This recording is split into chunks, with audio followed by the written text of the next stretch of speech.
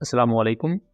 Welcome to एमरात। दोस्तों, अक्टूबर 2025 में जब इजराइल ने कतर के दारुल हुकूमत दोहा में अटैक किया, जहां उन्होंने क्लेम किया कि हमास के कुछ लीडर्स को वो निशाना बना रहे थे, बट अल्टीमेटली वो एयर स्ट्राइक फेलियर का शिकार हुई क्योंकि हमास के वो लीडर्स सर्वाइव कर गए उस एयर स्ट्राइक को। उसके बाद पाकिस्तान का मिडल ईस्ट में बहुत ही ज़्यादा चर्चा हुआ इस कॉन्टेक्स्ट में कि पाकिस्तान एक क्रेडिबल मिलिट्री पावर है जो क्रेडिबल डेटरेंस रखती है, और इसी कॉन्टेक्स्ट में सऊदी अरब ने पाकिस्तान के साथ डिफेंस पैक्ट भी साइन किया। देन जो गजा में पीस डील हुई, पाकिस्तान मक्का उसमें भी काफ़ी ज़्यादा रोल था। हमास ने भी उसको बहुत ज़्यादा अप्रिशिएट किया, गजा के लोगों ने भी, और पाकिस्तान ने उसके साथ साथ इमदाद वगैरह भी भेजी। अब रिसेंटली जॉर्डन यानी कि उर्दन के जो बादशाह हैं अब्दुल्ला दोम, वो पाकिस्तान आए हुए थे 2 दिन के स्टेट विजिट पर, और पाकिस्तान और जॉर्डन के दरमियान मल्टीपल एमओयू साइन हुए हैं साइंस एंड टेक्नोलॉजी को लेकर, कल्चर को लेकर, मेडिकल और एजुकेशन की फील्ड्स में। लेकिन कतर में होने वाले इजरायली अटैक के बाद ही ये तमाम अरब कंट्रीज को पाकिस्तान क्यों याद आ रहा है, ये काफ़ी ज़्यादा दिलचस्प है, और इसमें पाकिस्तान अपने इंटरेस्ट को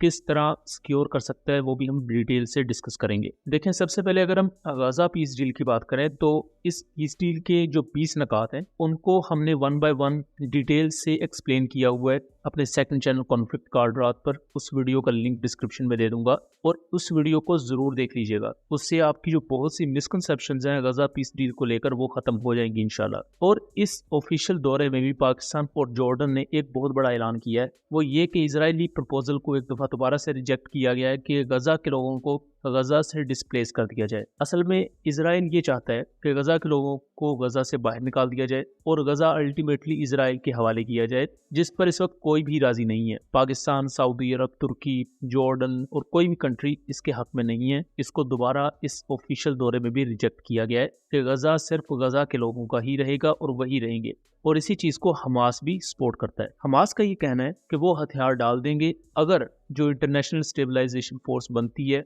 वो ये वादा करे कि इजराइल वॉयलेशन नहीं करेगा। बट अभी तक अनफॉर्चुनेटली इजराइल ने 2 दफ़ा गजा पर बॉम्बिंग की है, यानी कि वॉयलेशन की है उन्होंने इस पीस डील की। तो इस चीज़ को पाकिस्तान और जॉर्डन ने कंडेम किया। इसके साथ साथ पाकिस्तान का जो सबसे बड़ा एक इंटरेस्ट है खास तौर पर जॉर्डन को लेकर, क्योंकि माजी में 1950s में जब जॉर्डन ने वेस्ट बैंक और यरूशलेम को अपने अंडर ले लिया था और इजराइल को उन एरिया से निकाल दिया था, उस वक्त दुनिया में सिर्फ 2 मुल्क थे, एक यूके और दूसरा पाकिस्तान, जिन्होंने खुलकर उर्दन की सपोर्ट की थी कि जो वेस्ट बैंक है और ये फलस्तीनी एरियाज हैं ये मुस्लिम्स के अंडर ही होने चाहिए, ना कि इजराइल के अंडर, और बाकी जितने भी कंट्रीज थे तब वो इजराइल की सपोर्ट में थे। देन 1994 में 1967 की जंग में हार जाने के बाद 94 में उर्दन ने इजराइल के साथ नॉर्मलसी कर ली कि वो इजराइल के साथ कोई जंग वगैरह नहीं करेंगे, ये उनका एक अपना स्टेटहुड लेवल पर मामला था। पाकिस्तान का जो सबसे ज्यादा इंटरेस्ट रहा है जॉर्डन में वो जॉर्डन की मिलिट्री कैपेबिलिटीज थी। जॉर्डन ने 1990s की इरा में ही F-16 खरीद लिए थे।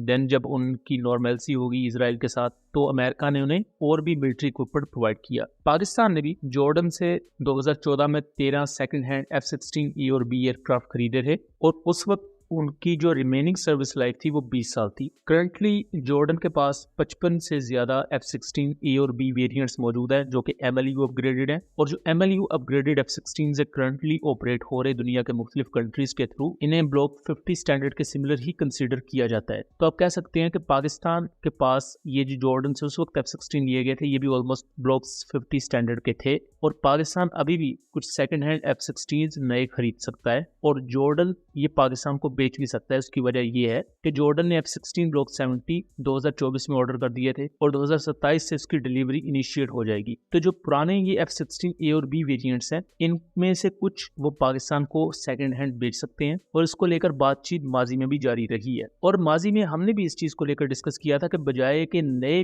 F-16 ब्लॉक 70 खरीदे जाए जो कि बहुत ही ज्यादा महंगे होंगे, इवन वो JDC से भी ज्यादा महंगी होंगे, तो उससे बेहतर ये है कि Pakistan air force second hand F-16 खरीद कर उनको ब्लॉक 70 स्टैंडर्ड पर अपग्रेड करवा ले।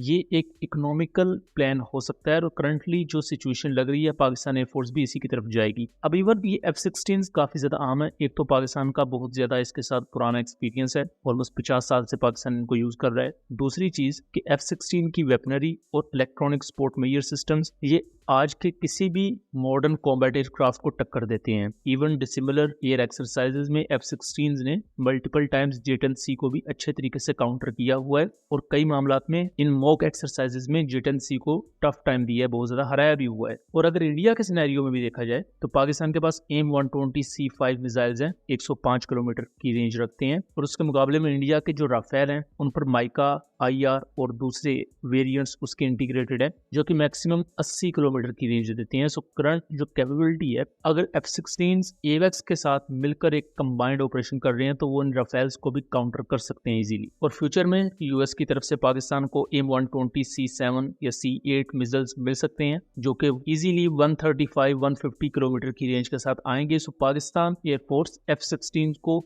जल्दी रिटायर नहीं करेगी और करना भी नहीं चाहिए, क्योंकि सबसे पहली प्रायोरिटी ओल्डर F-7 को रिटायर करना एंड देन मिराजेस को रिटायर करना है। जो आपका F-16 है ये फ्यूचर में देखा जाएगा कि 2050-2040 के अराउंड, तब तक अगर इनफ PFX एयरक्राफ्ट इन्वेंट्री में आ जाते हैं, कान एयरक्राफ्ट इन्वेंट्री में आ जाता है, तो फिर हमें F-16 भी रिप्लेस होता हुआ नजर आएगा। लेकिन तब तक अगर सेकंड हैंड F-16 कम कीमत पर मिलते हैं तो उसकी तरफ पाकिस्तान एयरफोर्स जरूर जा सकती है।